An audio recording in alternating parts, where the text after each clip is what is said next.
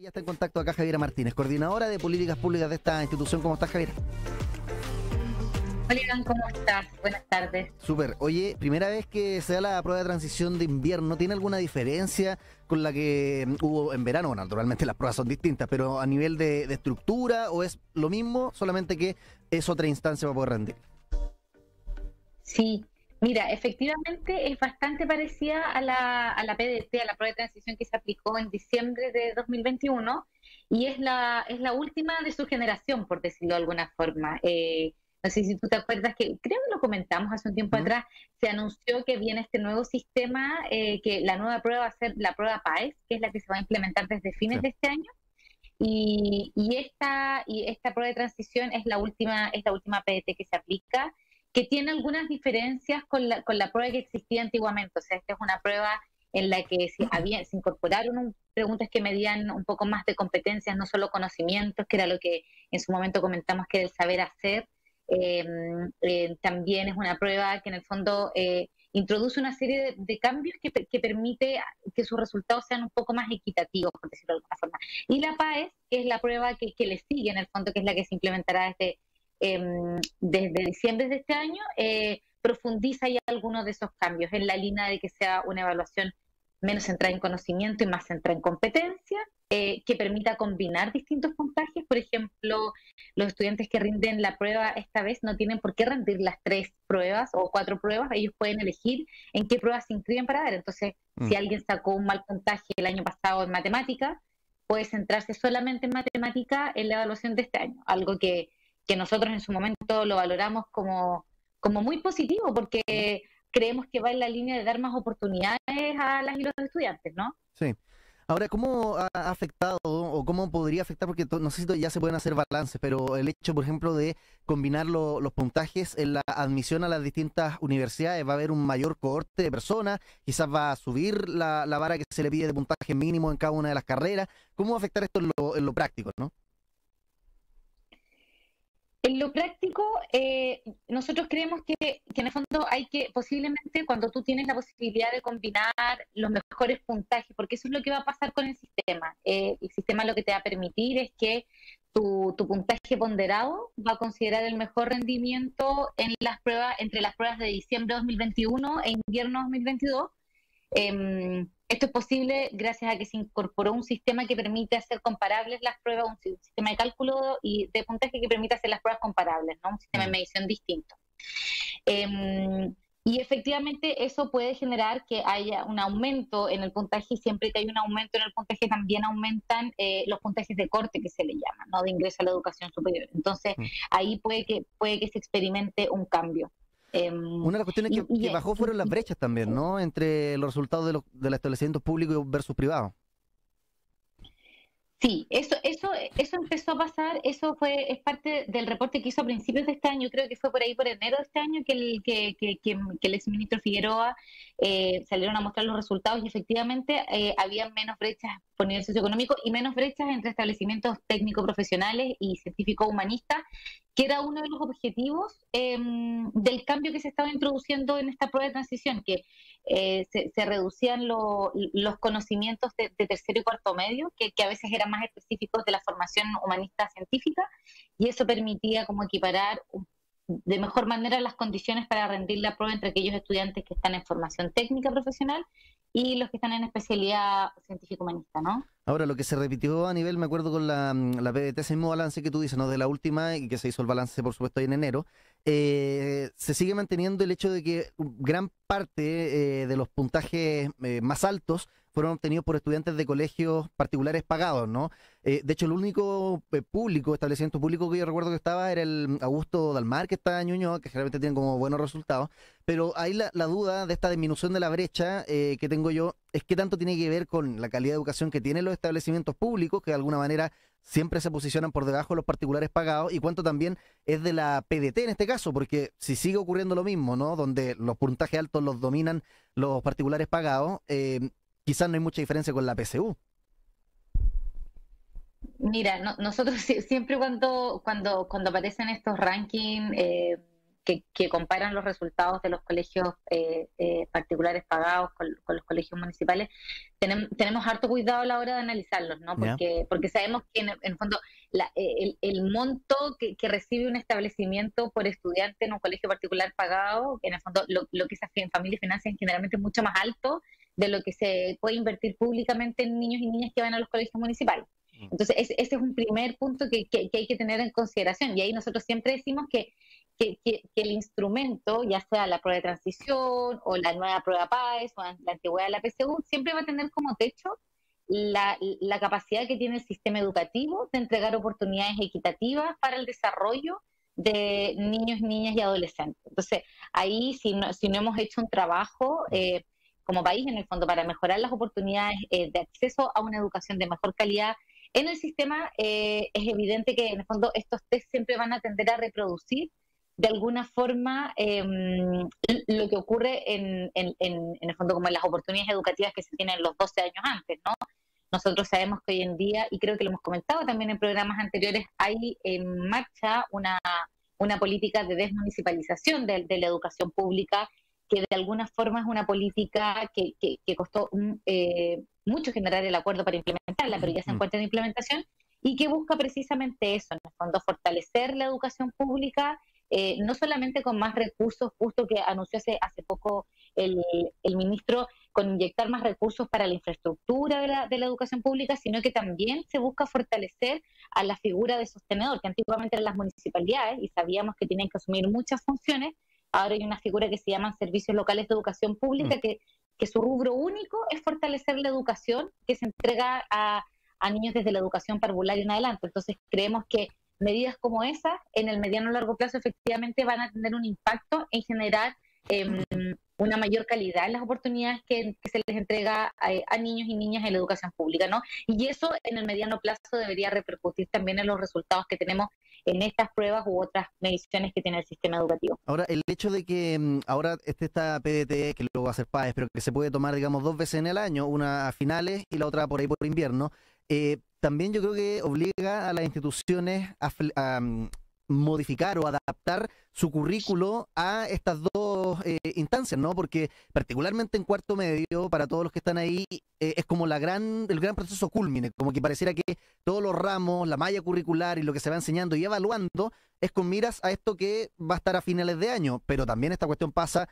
en la enseñanza media completa. Y por ejemplo, las bases de la educación básica ya tienen quizás más de 10 años. ¿No sería también momento de irlo actualizando, pensando en esta que va a tener 2 instancias la PDT?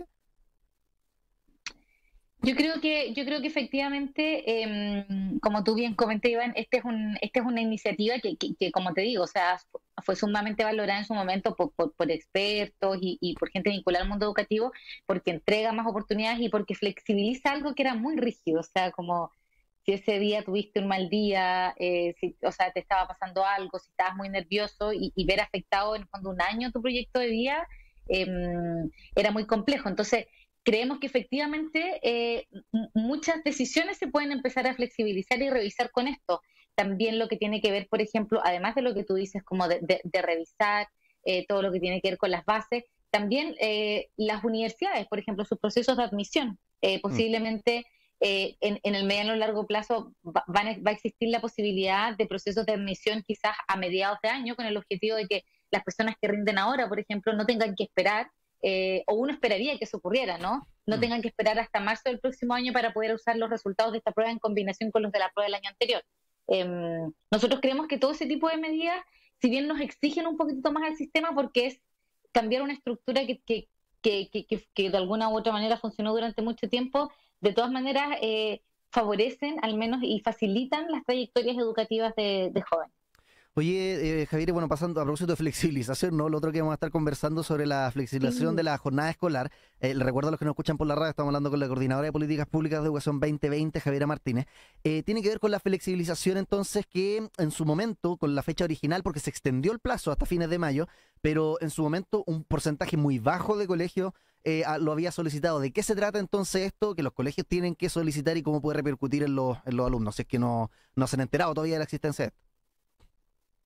Sí, efectivamente es una de las primeras medidas que se anunció cuando asumió el actual Ministerio de Educación y que tiene que ver con entregarle a las comunidades educativas la autonomía para definir si en el fondo iban a tener jornada escolar completa o no, con el objetivo de que cada comunidad, en función de las necesidades y preocupaciones que tuvieran sus apoderados, sus docentes y sus estudiantes, pudieran priorizar cómo querían ocupar el tiempo.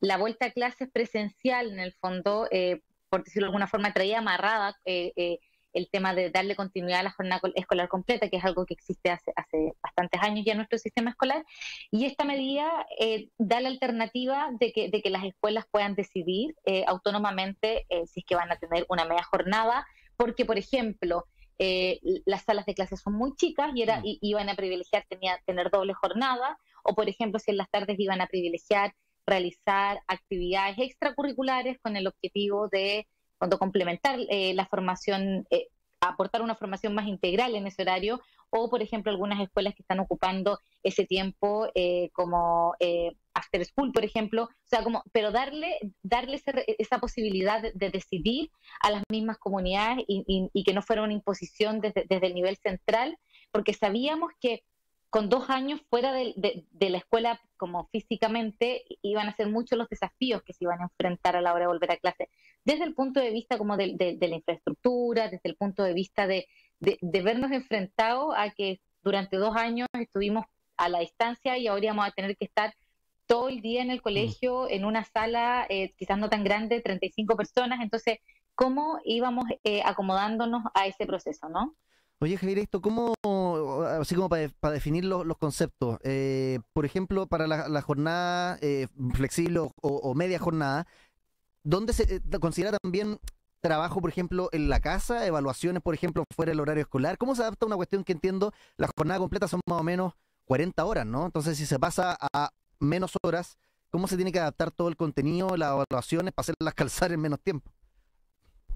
Sí, y efectivamente igual ahí es importante recordar que este año nosotros seguimos con un currículum priorizado que se le llama, que es el currículum que ha funcionado durante los años de cuando se inició la pandemia, que implica eso, que a la versión original, por decirlo de alguna forma, en las bases curriculares para todos los niveles educativos, lo que se hizo fue decir de segundo básico, por ejemplo, en lenguaje, que es lo más importante que se tiene que aprender para ese nivel, pensando que estamos en un contexto de pandemia, y se definieron 1 o 2, por ejemplo, dentro de los 5 objetivos de aprendizaje esperados para ese año.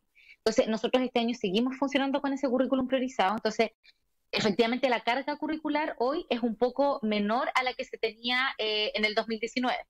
Hay quienes están, en el fondo, que han aplaudido esta medida desde el principio, porque hay personas que siempre han planteado que en el fondo que el currículum es que en el fondo que puede tener muchos objetivos y que a veces eso dificulta la actividad en el aula porque hay que estar corriendo un poco para abordar todo lo que hay que abordar, ¿no? Entonces eso es una primera medida que se dejó tomar desde el gobierno anterior, si no me equivoco, y que tenía que ver y que facilita esta flexibilidad, ¿no? Porque son menos los contenidos que hay que abordar. Eso descomprime de alguna forma la actividad educativa y permite que el uso del tiempo pueda también focalizarse en otras áreas que nosotros hemos notado y probablemente ustedes también lo han abordado en el programa, que han sido un poco críticas de esta vuelta a clases, que tienen que ver con la convivencia escolar, con el trabajo de recomponer vínculos.